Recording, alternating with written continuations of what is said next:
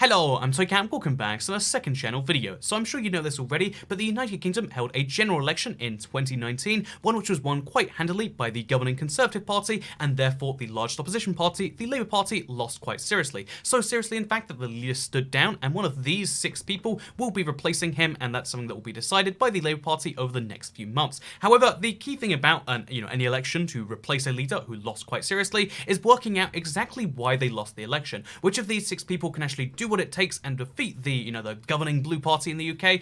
What does it take for the Labour Party to come back from that? And that's something I wanted to kind of discuss in today's video, because long story short, people disagree on a lot. People use their own politics to try and explain who lost and who won and why. But if we actually use maps, you can start to see a bigger picture of where the dividing lines in British politics really are now, because they have changed quite seriously from the tradition, and dare I say it, they've even been quite Americanized in some ways. And let me explain, starting with these maps. So just really quickly, in case you want to see this, here is the the United Kingdom general election 2019 map, shown in 3 different ways. Here's the one you'll see on traditional news outlets. It's the standard way of saying here is the country, here's which seats voted for blue, here's which seats voted for red, and there's quite a few yellow and orange seats on there as well, and then Northern's off to the side, and we'll just pretend it's not there for the purpose of this video, because they vote for different parties that don't some of which don't take their seats, some of which are kind of like a whole separate thing anyway. So long story short, okay, there is the United Kingdom, they vote for 2 to 3 to 4 separate parties, and when you see this map right here, it kind of hides the fact that the Labour Party wasn't destroyed to the level where, like, oh yeah, they literally have, like, what is that, like 10 seats? No, the Labour Party still has 203 seats, which is, still just under a third of the total. It's just the Conservative Party has almost double as many at 365. One for every day of the year, except this year, because it's a leap year, fun fact. But yeah, this means that, looking at this, right here, you can see that the constituency view gives you a much better picture of what that really looks like. The Conservative constituencies actually outnumber the Labour ones by 2 to 1, but it's not as bad as this map makes it look like, because, one of the things that we're seeing happen more and more is one of the big dividing lines on whether you're going to be a red voter or a blue voter is increasingly coming down to, do you live in a city? If you live in a city, increasingly the trend worldwide is you will be left-leaning, and if you are not in a city, you'll be right-leaning. The left-right divide is really coming down to cities a lot more than it did before, and that's why the UK's biggest city sees, like an overwhelming red majority, something which was, not heard of, 10, 15, 20 years ago, which is kind of wacky, that now London is just a solid red stronghold, and so much, a lot of the other places that used to be, such as Scotland and Wales, we'll dive into in a second, kind of aren't that anymore. But again, we're showing you this in maps. The whole point of this video is to show you maps and data, so let's move into another map, shall we? Because here's a way to explain this better than just like, okay, here's red seats, here's blue seats. It doesn't look so bad here, it looks recoverable until you think about which parties actually won seats in this election. So here is a map of every single Labour gain. So when you see red, that means that Labour has taken the seat, and here you can see the entire country, 650 constituencies, only one of them was taken, a former Conservative seat was taken by the Labour Party. And if you actually dive closer into this result itself, which you can do, there is a Wikipedia page that breaks down every single seat, who it went to from where to where. Labour to Conservative, 53 seats went from Labour to the Conservatives. As you can see right here, 53 of them, you can count them, go individually, whereas the only one that went the other way was Putney. And even if you look at Putney, it's a really special case, and it goes back to that whole London thing, where London is now, London is now a Labour stronghold, but even with that London effect, the Labour vote wasn't amazingly high. It only went up by 4%, which was, significantly more than the national average. And really what happened here is the Conservative candidate, who used to be a quite prolific MP, stood down, or rather had the whip withdrew. You can see that whichever way you want, and because of that, the Conservative candidate, really wasn't the same candidate, whereas, the Labour had the swing. All of the factors worked in Labour's favour, and it only won them this single seat in Putney, in London. Every other single seat in the country, if we go back to this map, was not won by Labour, did not change hands to Labour. And the reason that this is important to mention, because you might be like, well, yeah, they lost the election, they lost a bunch of seats, 40 to 50. If they lost so many seats, of course they're not going to win many. But no, most elections, parties change hands of a lot of seats. If we, look at the Lib Dems, who ended up with the same number of seats as before, for instance, you can see how, like, oh yeah, what actually happened is they lost some seats to Conservatives, they gained some seats from the Conservative, so on and so forth. This is a thing that you see happen in every election. They get, SNP to Lib Dem, they gained a seat over here, but then they lost a seat over, over here, the Lib Dem leader actually lost their seat. It was quite an interesting thing. You can see how like parties change hands with a lot of seats. That's a key thing in every election, even the landslides. But the fact that 53 seats were traded for just a single seat goes to show that this strategy, which was pursued right here, you know, like again, of really focusing on the city thing, just does not work in the United Kingdom. However, next up, let's show you this map right here, this very red map of the United Kingdom, because this map shows the other kind of divide. Because we mentioned right here that like, yeah, this is the city, you know, the rural-urban thing really coming into its play. In the UK, that really used to be in effect, but the rural-urban thing was kind of secondary to the north-south divide in the UK. Used to be northern voters, mostly because of industry and 80s stuff. Northern voters were more inclined to be red with some small pockets of blue, whereas southern voters were more inclined to be blue with small pockets of red. That's why London even was, you know, quite a blue, you know, city. Whereas what seems to have happened in this particular election is, you know, not only did the you know, urban-rural divide come out more than north-south, but the other thing that kind of came out above that is the young-old divide. Here is what would happen if you take just the 18 to 24-year-old voters in the UK and made them decide everything, which obviously taking any one age group and saying they should decide everything, I think when people say, like, this is how the map should look, it's like, well, I mean, also, that's kind of crazy. Two, I was actually quite surprised looking at this map that quite a few seats don't go to Labour or the Lib Dems, which, you know, the left to centre parties are, of course, going to be more popular with young people. That's another trend which we're seeing more worldwide. You know, you start left, you start right. This has been as far back as, like, Winston Churchill's famous quote of, like, if you're young and you're not left-leaning, then you don't have a heart, and if you're, you know, old and not right-leaning, then you don't have a brain. It's something along those lines from Winston Churchill. And yeah, it's basically just explaining the fact that when you grow older, you generally shift rightwards, either because just something experience, or the more realistic reason that you could say, if you want to be not so cynical about it, is that, like, well, you gain, you know, capital, you gain more of a stake in the system, and therefore you have more want to conserve it. Whereas when you just join the system, of course you want to destroy it. Of course you want to set it on fire and build a better system, because the system has its flaws, and therefore, you know, young people more likely to be left-leaning, old people more likely to be right-leaning. Which means if you look at these maps right here, old people, even in Scotland, the place where there are very few blue seats, you can see how, like, old people, 65 plus years, would win it almost every seat by going blue, whereas young people would win it almost every seat by going left, the red party. Except Scotland, where young people are overwhelmingly SNP fans, it seems. And yeah, the interesting thing about this map to me is it goes back to the previous point I was mentioning, but even on a harder level, I guess, which we'll dive into later about Scotland and Wales, you can see how, like, yeah, young and, you know, urban centres, which there's a lot of overlap between those two things, because young people live in cities a lot more than old people do. These two circles are two of the big ones that the Labour Party has chosen to go for, or that left parties worldwide have kind of accidentally fallen into, you could argue either way. But the fact that their two biggest, you know, kind of voting bases kind of overlap quite a bit, you know, makes sense from the one angle, but also explains why there are big concentrations of support in London, in the north cities like Manchester, and of course Birmingham, but also explains why, therefore, so many constituencies, going back to this map, don't end up being red. They don't hit those two key categories they go for. But the third category, I'd argue, because, you know, we can look at these maps all day and be like, ooh, here's another breakdown using not maps, even though this video said it was about maps. But you can see how, like, yeah, the young old thing is really, really prominent. It's getting more and more serious in the UK. We are seeing the biggest determining factor of your vote being your age at this point. Like, again, look at the size of women 18 to 24 who vote for red parties versus the women 65 plus. It's slightly less pronounced than men, but the fact that there is still this huge divide is quite interesting to me. Also, you know, even though there's this very big, I would say it's a stereotype that women are more likely to be left-leaning than men. You can see how women and men were both won by the Conservative Party.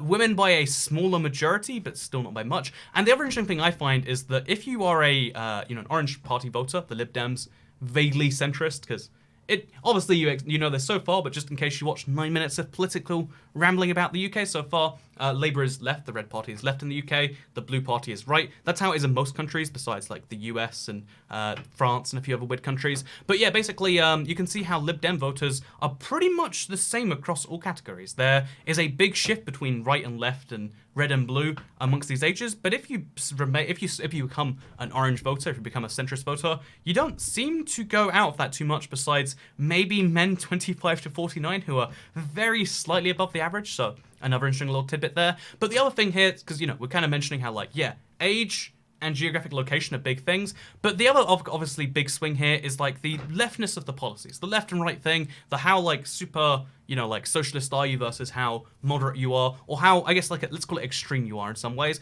And there are definitely some parts of the country that are more extreme than others. And you might say, wait, you're just calling this extremity? Let's just say how politically charged you are for the big things in some ways. Let's say it that way, because if we look at the you know, the traditional heartlands of Labour, the places they should have gained by having such a left-leaning leader, a leader who had a self-proclaimed chancellor who wanted to overthrow capitalism, a leader who promised to nationalize broadband. You know, of all the things, broadband was one of the things. This is a party which had a pretty left-leaning stance, the most left-leaning stance we've seen since the 80s, that is for sure. So like a Labour leader which was like very heavily going to the left, and therefore should have gained the traditional heartlands of Wales, a very left-leaning country in the UK, except not really actually. Not only did they lose a bunch of votes, like seriously, look at that vote thing. You can see how they only got 22 of the seats, you know, of the 40 seats in Wales, which isn't honestly so great, I would say. I'd say 22 out of 40, barely getting a majority in a place you should have handily won. The other reason that Corbyn, you know, the very left part of the Labour Party was said to be so popular is because, of course, they're going to win Scotland, right? And although, you know, you can look at Scotland and be like, well, you know, they did get a seat, they did get one. They didn't lose. I always forget the South. I think yeah, Edinburgh South. They didn't lose Edinburgh South. That was good of them. You can also see how, like, yep. The truth is, people like to say that the reason Scotland was lost in 2010 is because the Labour Party wasn't left enough. Because at one point the SNP was to the left of the Labour Party. Labour moved to the left of the SNP, and it's proved that people in Scotland don't vote based on their, you know, their desire to, you know, like the left-right, you know, kind of spectrum thing. They clearly voted on something to do with independence. The unionist independence thing in Scotland is the biggest decider of who people vote for, and that's why, even though there's a pretty much even split between unionist parties or unionist voters and independence voters, the independence voters are all in one party, and Labour, no matter how left they want to go, they're still going to be a unionist party. They could become pro-independence, but that would again affect their nationwide strategy and would still be losing Scotland in that way. So long story short, the big thing you can see here is that both Scotland and Wales, two big areas which should be, you know, like kind of heavily in favour of, you know, independence, unionism in that weird way, aren't really leaning towards, you know, Labour. They're leaning towards the parties that have a strong view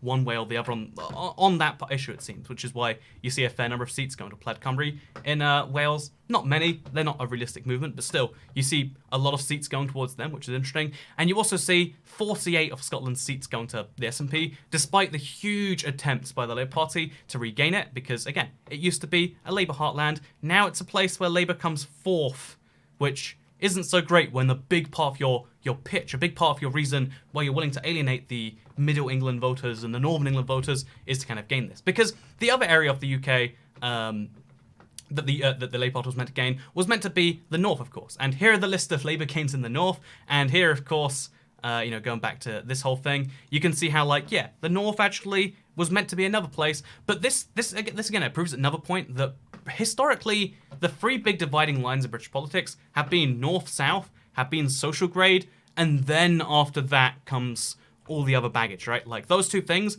used to be the historic things. Labour Party used to be the party of the working class, and the working class used to kind of correlate with the North, and therefore decentralization and the working class were kind of two big things about the Labour Party, which gave them huge wins in Scotland and Wales, the North, in places where there are a lot of working class people and a lot of people who felt disaffected with London. However, you know, these two factors have kind of stopped being relevant in this election, as you can kind of tell. The idea of decentralization seems to have been placated by the, you know, like, you can argue by the Conservative commitments to infrastructure, or you can just say Brexit. Apparently Brexit's more important than any of these ideas, because you know what the most important decentralization is? Away from Brussels, in these people's minds who believe in that thing. So the fact that they lost the traditional heartlands of the North, the fact that the North-South divide kind of went away in this election, you can see how, you know, the North is just as, you know, equally won almost by the Conservatives as by the Labour Party. That goes to show that traditional line has gone away. That goes to show that the social grade plot thing, which, again, you might be like, no,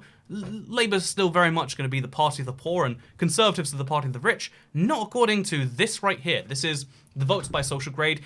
Social class, if you don't know, AB is like upper middle to middle. C1 is going to be like low middle class, I believe. C2 is there's like C2 is like lower upper middle class. I don't know why we have so many different distinctions of these same things. Okay, and then DE are working class and unemployed people, as in D is working class and E is unemployed. You can see how every single all of these things were won by pretty similar margins actually, and the biggest margin went from C2, the lower upper.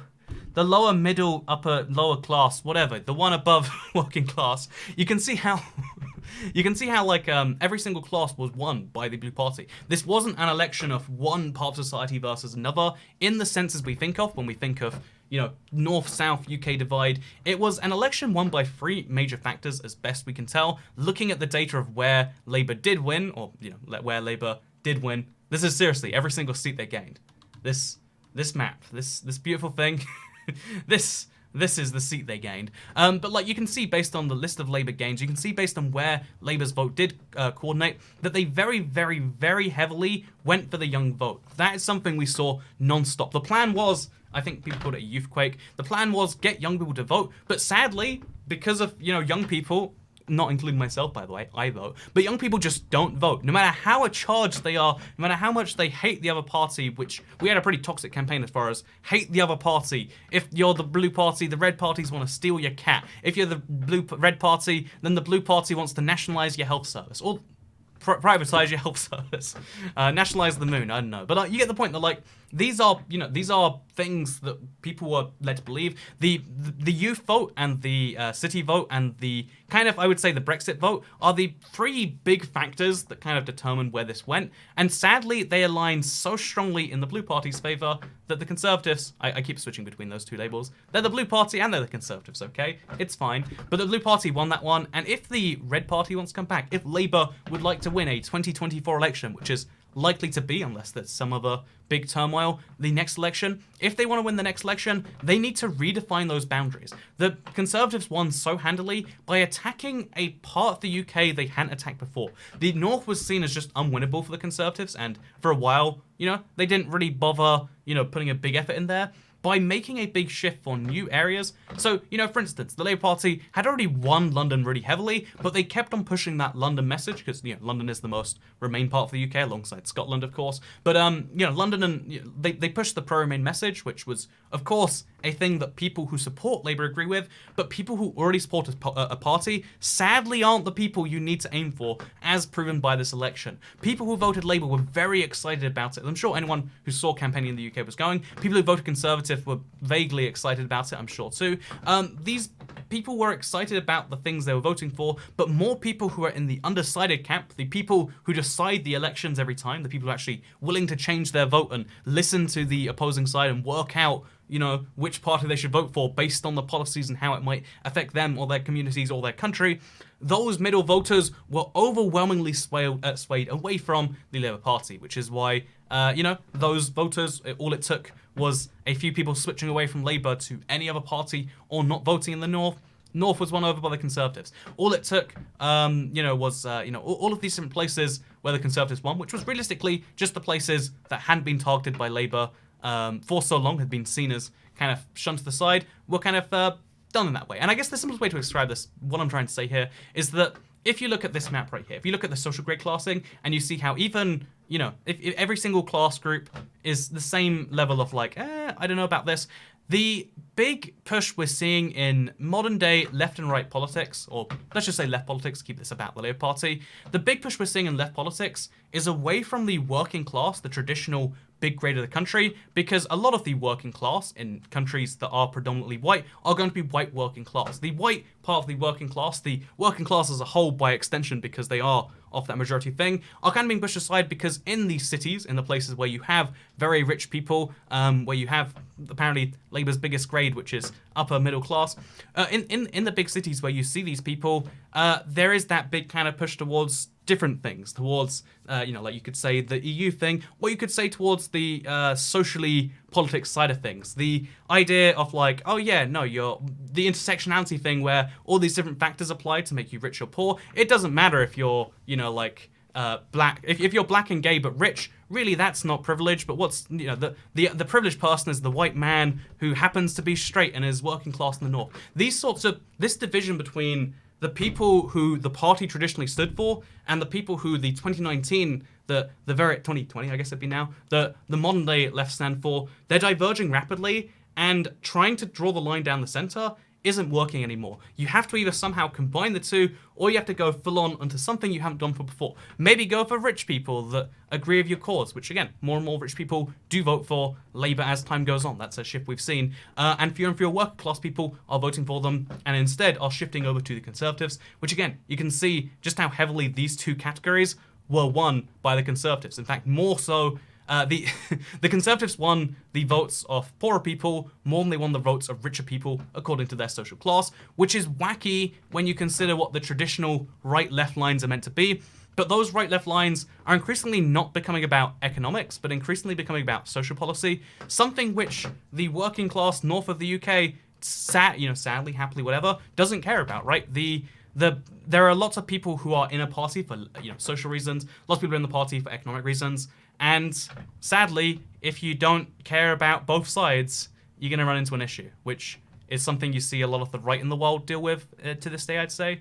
And something you're seeing the left deal with in its own way. And sadly, in the UK, that's what led to this map right here. So this is actually, I didn't talk about this map right here because it's pretty much useless, but look how wavy the population view map of the UK is. It's pretty fun, right?